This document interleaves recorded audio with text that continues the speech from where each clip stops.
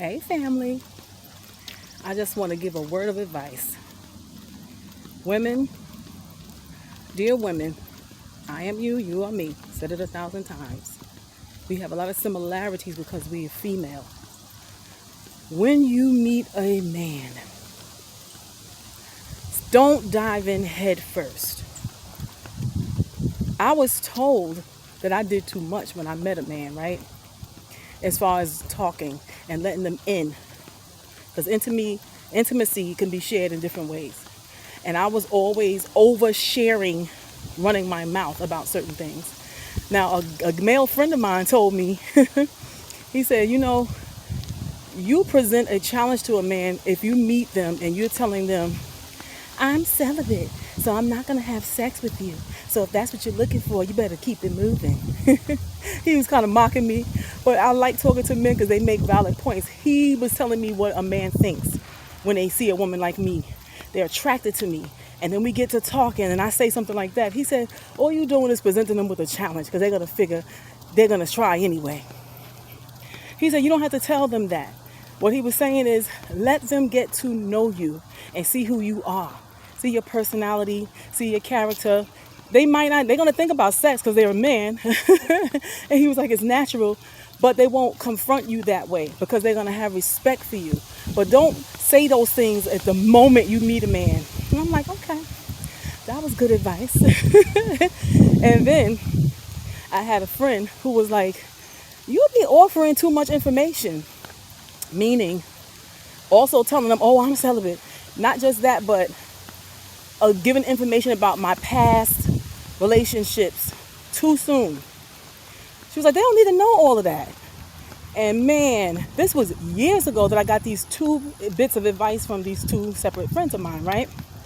Here I am today, 54 years old, listening to a lot of young people, a lot of young women. And what I've discovered is there were no truer words. When you first meet somebody, keep it light. Keep it light. There's no reason to pour out everything and give so much information to a complete stranger. Because let me tell y'all something, ladies. These men are taking the information that you give them and using it against you. Using your stuff as a weapon against you. They're so wicked and hateful toward women that they will sit there and say, oh, really? Wow, I can't believe he did that to you. And turn around and do it worse. And do you worse. How are you? And so what I'm saying to you all is be careful because these men are looking at you as a prey. They're like silver-tongued devils roaming the earth like Satan did, walking to and fro on the earth, seeking whom they may destroy. And honey, they have no desire to comfort you and be what you're looking for. And so when you meet these men, don't tell them anything about yourself personally. Don't go deep into your past and your hurts and your fears because they don't care about that. You thinking they're going to attend to your needs and care about you. No. Nope. If they are a sheep in wolves clothing, they're like, good, I'm going to victimize her too. She's easy. She's open. And all I got to do is tell her I'm going to give her her heart's desire and get her wide open to me and use her however it is they want to use you. If it's just for sex, because they'll do it for that too. And we're too easy with that too. Stop opening your legs, women. Stop. Stop. Just because they tell you a couple of things that sound good and they make you feel good does not mean you have to open up yourself and receive them into you. Stop doing that. We have to protect ourselves now. You know what I'm saying? I'm not telling you to give up on love and a relationship. Go about it in a wiser way. So many women are being, it's just sad. Being used because your weakness as a woman is being used as a weapon against you by these, I don't even want to call them men. I hate to even give them that title. They have a penis. These penis creatures, that's what I'm going to call them, because they have no desire to nurture you. care for you, show consideration and love and affection, they want one thing. They don't care how they get it. That's why it is so important to keep your legs closed. Let them get to know you.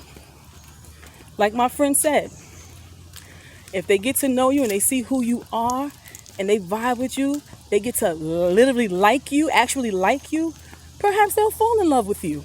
But you gotta be different. You gotta be set apart from anything else he's ever experienced. You can't be like every woman he's ever been with. 1, 2, 3, y'all in the bed. He don't have to fight for anything. He didn't have to work for anything. Just quickly. So don't overshare. I was guilty of that. I overshared too. I didn't sleep with them because I met a lot of guys in my life. I wasn't running around here sleeping with these guys. I caught myself trying to run them off by telling them my truth, that I wasn't interested in sex, and I wasn't. And so that ran a lot of them off, which I was glad for, because that was me weeding out the suckers, the chumps, the men that wasn't worth 2 cents. I ain't having sex with you. They like, you're not? Okay, bye. And so that was how I weeded them out. I mean, I might have told them too much too soon, as my friend had said. So that's why I'm making this video. Before you go on a date, maybe you need to stay in the house, right? Consult with the Lord and say, what exactly should I share? What is too much? What is oversharing? How much letting in should I do? And just prepare yourself, because these men, man, listen, the ones who are no good, because I'm not saying every man is no good. That's not the truth. There are some decent men in this world, some godly men who want a wife. But we need to present ourselves as wifely material, because you never know. The way you behave can change that man. And he may change for you because he wants to earn you and your respect. So fight for your relationship. If you really want one, fight for it. Fight yourself. Fight your flesh. Fight against your flesh and stop being so quick. Too quick to overshare with the mouth, running your mouth about your past, and too quick to overshare. To get involved in sex. Too quick. Stop doing that, ladies, please.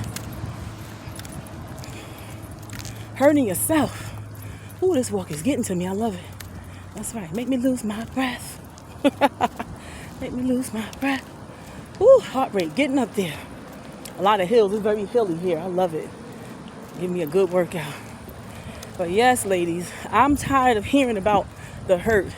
And we got to do something to protect ourselves, besides being like me. I was very uptight, very closed off. And I was like, I ain't trying to hear it, because all of y'all are dogs. That was my motto.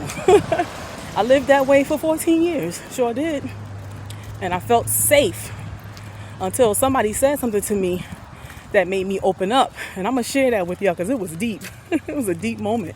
I had a coworker. He was my buddy. He still is. The only male friend I have. Because men don't want to be a friend. But he's the only male friend that I have. And he was always asking me, why are you single? What's wrong with you? And he asked that question too. Are you gay? I'm like, what is it with you people? Why a person can't be to themselves without being gay?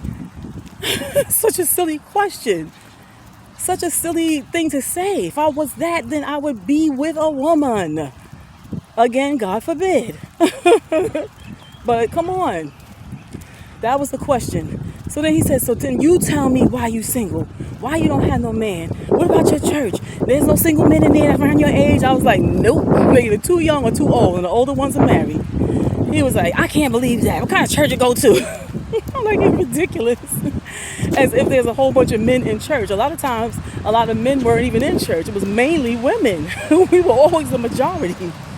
And I'm trying to explain that to him. He's like, well, you sing, you go to different churches, you ain't meet no men. Met a couple, nothing became of it, And he's like, I can't believe that. So he had a friend he wanted to introduce me to. And at that point, like I said, I was very standoffish. I was not anxious to meet people. I was really being comfortable staying to myself. I felt safe, felt secure. Just me and my Lord. I was good. So he's like, I have somebody that want to meet you. He's your type. He's chocolate. He's smiling because I always told him what I like. He's like, he's chocolate. He's single. He don't have no kids. And right away, y'all know what I asked him, right? Well, what's wrong with him? Why he's single? And he said, he could ask the same thing about you. What's wrong with you? In all fairness. Now, this was years ago, right? Before I've gained a little more wisdom, because I have more wisdom now. Because that was like 20 years ago or so. And so I'm like, well, something must be wrong with him, because why don't he have any children? Why was he never married? What's his problem? And then, I got a little taste of my medicine, because he said the same thing to me. Something could be wrong with you. So he was like, so do you want to meet him? And I turned him down. I didn't want to meet him. Whew, I'm going to catch my breath for a minute, y'all, and finish up this conversation with y'all. Can you see me? It's kind of dark. I'm all sweaty. But in any event, he and I had a good talk. And he's somebody that was very playful, very silly, always joking around, right? But let me tell you how God works. God will use anybody he chooses to get a message across to you. Anybody. It could be a child. It could be an old lady, an old man. It could be anybody. He could use a donkey if he wanted to. But in any event, he said to me, so what is your problem? And I said, Curtis, listen, I just don't trust men. That was my remark. That was my answer. I just don't trust men. And he said, that ain't your problem. And I'm like, what are you talking about? He said, you say you love God, and I'm getting offended now. I'm like, what you mean? I say I love God. Yes, I love God. He said, it ain't men that you don't trust. It's God that you don't trust. You talking about a light bulb moment? I'm like, what? I never thought about that. That never crossed my mind, that I wasn't trusting God to give me what I need. And this is what this man said. My dear friend, Curtis. He said, don't you think God knows what you need? Don't you think he knows what you want? He said, you're a good person. You're a good mother. You got a good character. He said, God sees you. Don't you think he can give you what you desire? He said, come on now. Man, this man had me boo-hooing. I'm crying my eyes out now because I was hurt to learn that truth about myself, that, yeah, you don't trust God. You don't trust him. Boy, this lighting is horrible. Let me see. I didn't realize that I wasn't trusting God. And here I am running around telling people how much I love him. Oh, I love the Lord. Oh, da, da, da, da, da, da, da, da, da, da, right? But to love somebody is to fully surrender to them, right? And to trust him. And he's my creator, and I didn't have faith in him. And my friend pulled my coat to that, and that hurt me. That hurt my heart more than anything. I was more hurt that, yeah, you're not trusting God to give you what you need, to give you what you want, to give you the desires of your heart. You're living in obedience to him the best way I knew how at that time. And then I still didn't trust him. I never asked him for a husband. I never said, I'm ready for someone, Lord. Prepare me for that. I never even thought about it. I was just like, I'm going to stay to myself because I'm comfortable this way. I got comfortable. And yes, my dear friend Curtis, he got me. That was the best thing he could have ever said to me, because then that opened me up to even thinking of being in relationship again. And then I had another friend who talked to me too. She was very angry with me because we were doing a crusade with this gentleman. His name was Ron Johnson, a very powerful preacher. He used to go around doing crusades. And he really didn't have a church, but he would do crusades, evangelizing, right? And so when he did something in the Bronx, he had asked us to come and sing and do the praise and worship. And we did. And we were doing praise and worship. And I guess a friend of his came to one of the nights, one of the meetings, and he called us over in his office. We used to pray with him before we, had the meetings. And so he was like, I have a friend of mine who's interested in meeting you. And he's a preacher. He's single. He has a son. The son is an adult. It was similar to my situation because I had adult daughters. And he said, he's a nice guy. He said, I wouldn't even mention him to you if I didn't think that he's a good gentleman. He said, but it's up to you if you want to meet him or not. What did I say? Y'all already know my answer because I was already stuck in fear, a place of fear. And so I said no. So my friend, she's in the office with me, and she looked at me. She said, what is wrong with you? She said, tell me about the man. So she was talking to him as if I wasn't even there. But later on, she and I had spoken, right? Long story short, she called me. She said, I want to talk to you. So we had spoken. And she said, I'm really concerned about you. And I'm like, why? Because I'm thinking I'm fine. And I really was. You know, sometimes people think that you're not happy because you don't have somebody. But that was not my story. I was content and happy. Literally, I really was. I'm that type of person anyway. Give me lemons, honey. I'm making the sweetest lemonade with it. Oh, yes, I am. So that's just who I am. Thank God. Because that's what got me through, you know, all those years of raising my daughters alone and not having a husband or man to support. I was fine. I was fine. And I think people have a hard time believing that you could be fine by yourself. But I'm telling you now, as a married woman, that I was fine being alone. I'm not lying. I'm not lying. I'm not making this up. I was good. But she still made valid points. And what she said was, you could be blocking yourself from having the sweetest relationship with somebody. Because people add to you when you're in a couple. You could be blocking that blessing. You could be blocking yourself from something wonderful. And I'm like, I never considered it. Because in my head, I'm always thinking that men are just going to come in to destroy. They're not protectors. They're destroyers. They don't protect us. And that was my mindset. And I'm still seeing so many men destroying women heartlessly and just walking off, going about their business. And I don't pity them because people say, oh, they broken too. And I believe it. But I know that we are all accountable for our actions. So I give no one excuses because God is not going to hear that excuse. He knows what's going on inside of all of us, but he's not trying to hear that excuse. You're going around damaging, destroying, and hurting people because you're hurt. That's not acceptable. If anything, you should remember the pain that you endured and not want to ever inflict that on somebody else. So I'm all over the place in this video, but I'm just sharing what's on my heart to share. I got to get up and walk back, y'all. It's another half hour going back to my car. It is so gorgeous out here and peaceful. Not too many people out here. I guess they like, it's a Friday evening. I'm chilling. But I'm out here enjoying this beautiful weather and chit-chatting with my beautiful family to tell you to guard your hearts. Guard your hearts. The Bible tells us to do that from sin. The moment we give in to sin, we open up ourselves to Satan to come in and just destroy us and cause long-lasting effects that you can't get out of. Long-lasting effects that are hard to shake. And then you're living with regrets. Not saying that we could live our lives without ever wishing we didn't do something, but there are big things that we do that cause us some serious setbacks and serious hurts.